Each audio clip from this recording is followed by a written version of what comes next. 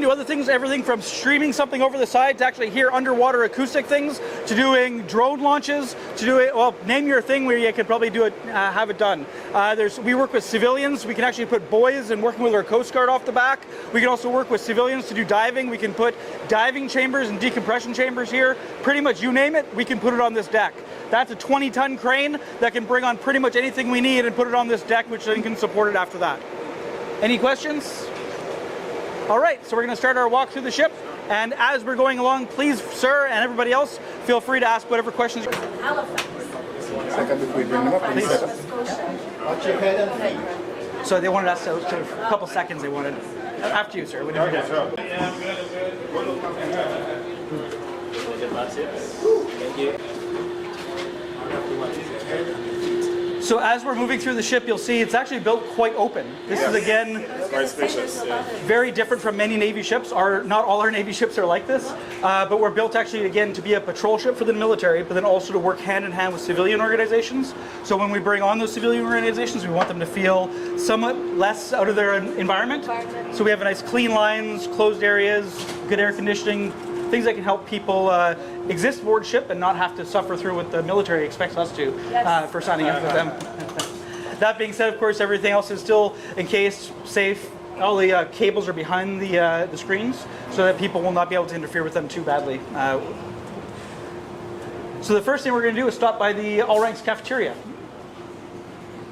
It goes beyond just being a place where we can eat.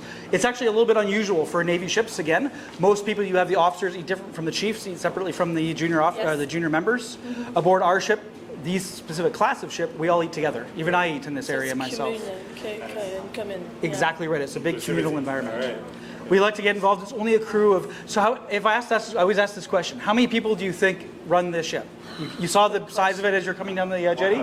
I say 150. 150? It's actually, it can be run by 69. Oh, wow. We have aboard ship right now 93 because we have trainees aboard and other things like that. But this ship is meant to be run by 65. And what's the maximum capacity? About 93, 94. Okay, That we can take with us. So we all eat together because we all are a very small team for such a big ship. This is where we come together to make sure that we're cooperating and working together. Back there? I'm going to walk you through there right next there, sir. We have the benefit of actually having a restaurant level of galley aboard ship, as you'll see soon. We're coming in? Yep. Coming in.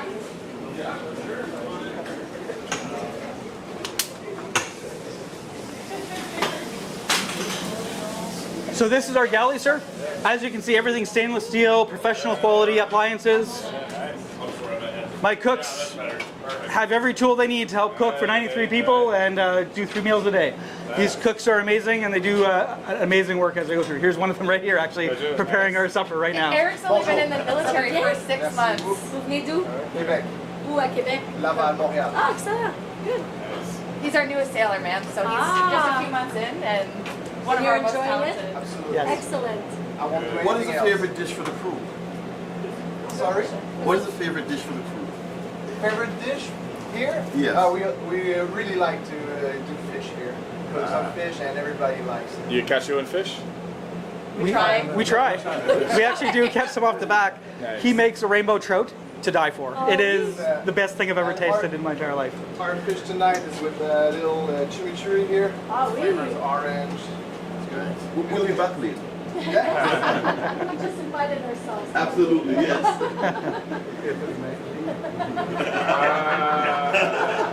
Please, sir, this way. Healthy. Merci beaucoup. Thank you. Your food. Thanks, sir.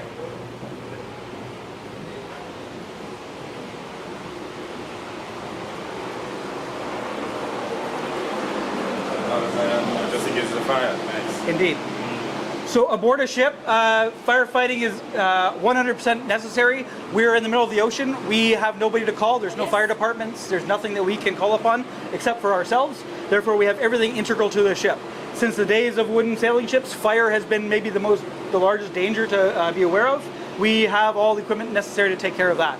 Everything from, you can see the air bottles over there, a filling station actually charges those air bottles, firefighting gear in those boxes over there, so you can put on full firefighting stuff and attack it head on and take care of it all ourselves. This ship is incredibly well suited to firefighting. as we've advanced, so has the technology to fight fire. All of these walls you see around you are all fireproof for 30 minutes. So you could have a raging fire in any one of these spaces. It would not be able to escape for a minimum of 30 minutes. Then at certain key bulkheads along the way, 60-minute ratings as well as within the stairwells. So basically we can break down a fire and keep it nice and tight so that we don't have it spread and then attack it on the zone. So very, very advanced when it comes to being able to fight our own damage. This way, sir. I'm going to actually ask to slip through here, please, everybody. We're automated, so we're a very small ship's company. Wait.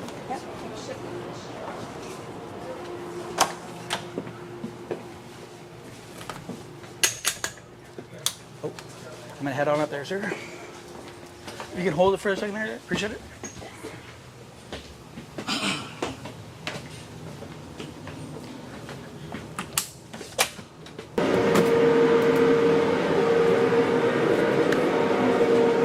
So this is a combination of rescue boat and interdiction boat.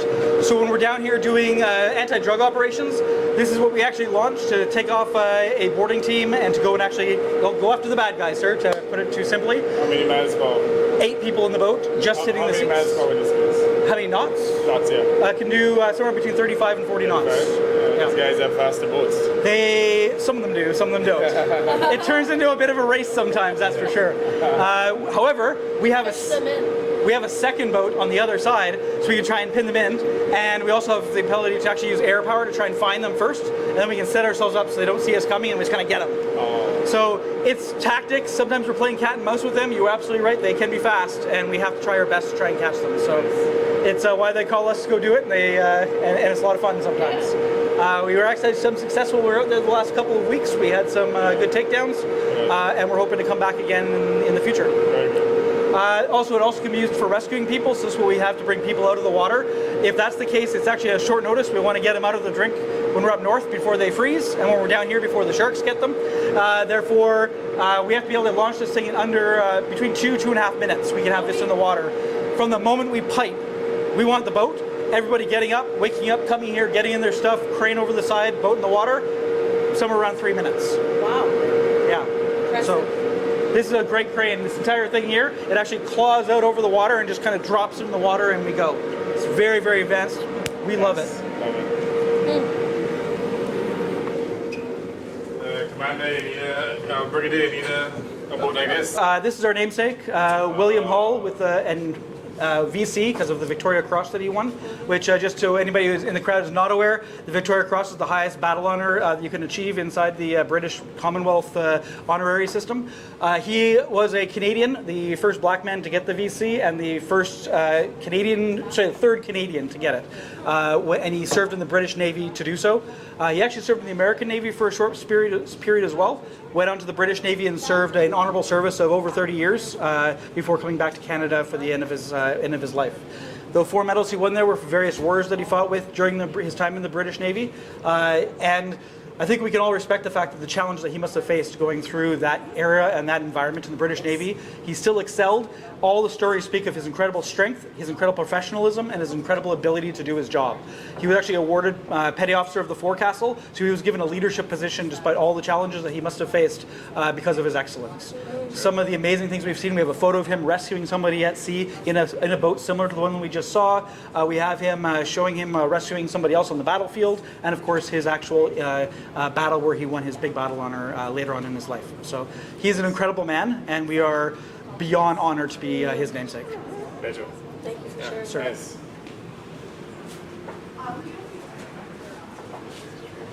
Indeed, we're going to go to that open door right there, to the right.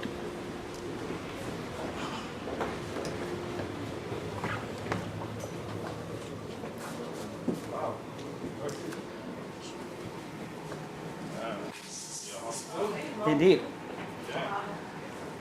So this is our, as you heard it maybe on Star Trek, called the sick bay. Indeed, on ships we call it the same thing. So this is our hospital.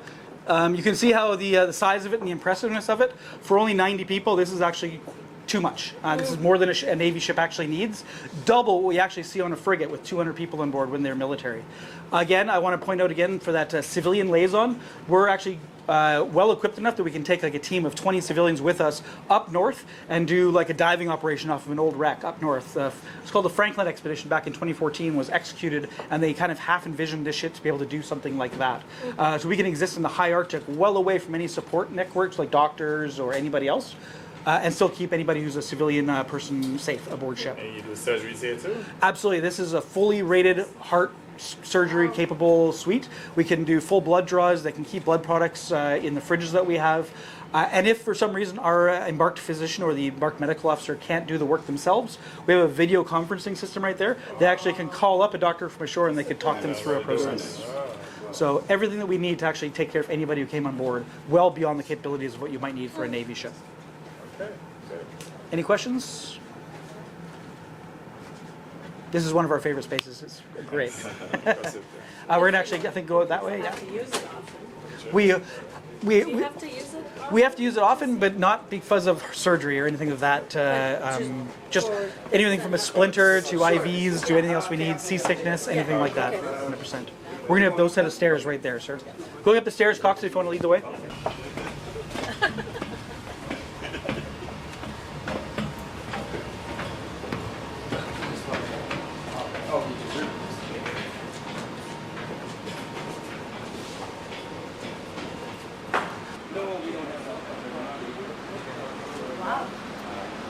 Maybe in the future, years down the road, so probably could explain more to you. Commander was asking if you have a helicopter. I thought that was a helipad out there. It is a helipad, actually. Oh, okay.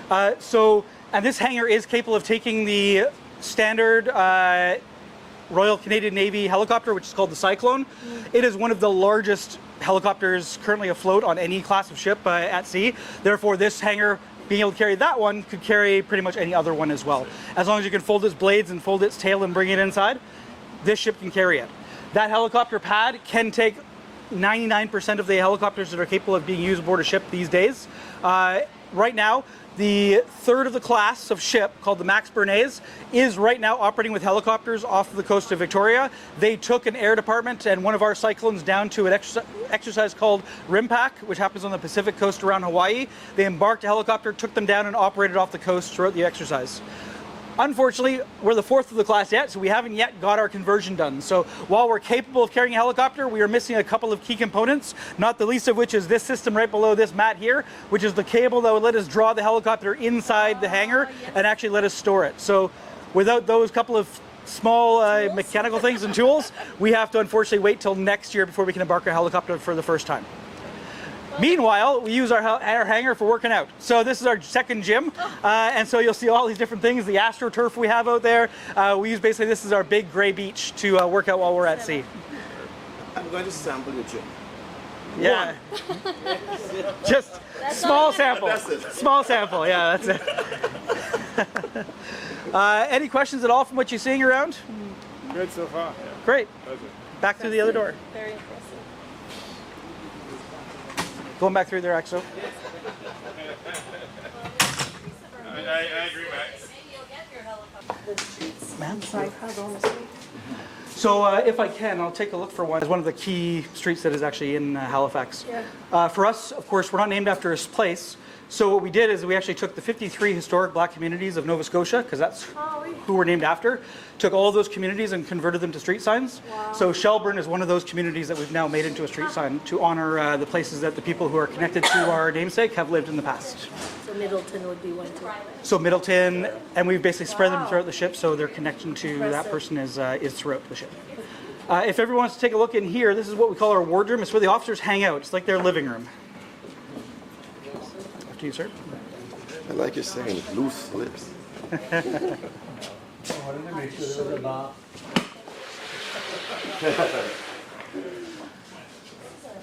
So this is our the officers' living room. Basically, there's 3 different types of play area like this. So you saw where we ate. This is where they relax. And in these, we actually do keep them separate because, again, the officers and the chiefs and the master sailors and below. It's not that we're trying to keep them segregated. It's that they want to have time away from their bosses. So they want to have a place that they can retreat to, and they never actually have to fear that their boss is going to walk in 2 seconds and say, "Hey, what's going on here?"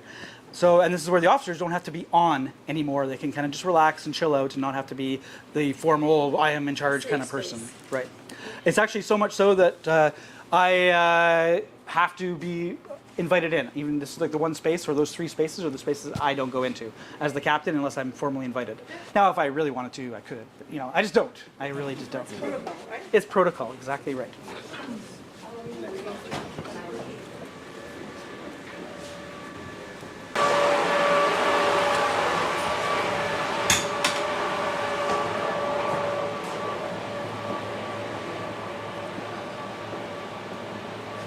The entire ship is Your place. the bridge. Your Astonishing, yeah. your country ship. It is a wonderful place to be and operate. I'll do a quick turnaround just because there's just too many things up here to explain literally everything. But at the same time, that's the helm, which is the primary place for driving. No, we don't have a big wooden wheel. We only have these little joysticks right here. And it is what it is. Our electronic charting system, radars, are all governed by these consoles there, and they're interchangeable, so you can see whatever kind of feed that you want to see given the operation that you're doing at the moment. This is our gyro system, so we can see where true north is. Even though we're into a computer era now, it's still a very visual environment out in the ocean, and you always have to be able to take bearings of the various ships and tell where you are in the world compared to them. And that's how you tell whether they're going to hit you or not if your radar is not working. Other than that, sir, if you see anything at all, or you see any details or any kind of computers that you don't know what it is, please feel free to ask. Otherwise, that is the end of the tour. Excellent. Nice. Thank you, Commander. Not at all. Any questions, sir? Beautiful view here. Do the hats right away. Yeah, right over there, on the shelf right back there. What can I press without blowing up something? What's that? What can I press without blowing up something? Right over there. Oh, good. This right here is the gunnery console. So the cannon you see up there is a 25 millimeter cannon. This is the console that controls that 25 millimeter cannon and actually can blow something up. Okay, Yes. you want to go first? Minister, First Minister, Minister, over here, sir. Permanent Secretary, Move down this way. my Chief of Defense Staff in here as well. I just need everybody. As the Chief of Defense Staff is aware, we take dress very seriously in the military. And unfortunately, with the exception of the 2 gentlemen on the right, you are improperly dressed. So, If I can. Thank you. This is one of the baseball caps that my crew wears while they're aboard ship. Ma'am? Sir? I'm gonna make sure I don't violate any. Place it back home, and you'll always be welcome aboard your ship for another tour. Please, at any point in time, reach out to us. If in some way we could be of service or help, please let us know. Thank you. Sir. Appreciate it again. Thank you very much, Commander. For the group photo, could we get everyone kind of lined up like right around here? 3, 2, 1. Right here. And one more here. 3, 2, 1. All set, sir. Thank you. Cheers. Great stuff. Thank you very much. Appreciate it. Thank you for the photo, sirs. Commander, thank you. It's been our pleasure. Yes. Pleasure. Minister. Distinguished Ambassador. Pleasure. Good. So what's our next step? Shall we take you back down to the Browne, ma'am? Is it time so we go? All right. So I'll lead the way, and we'll head back toward the exit point. I like growing. It's great. It's always not me. Quick turn to the right here, sir. And Thank you.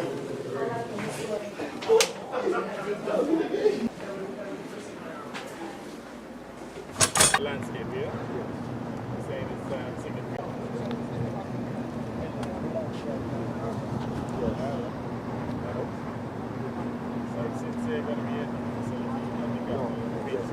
Mr. Prime Minister, learned anything?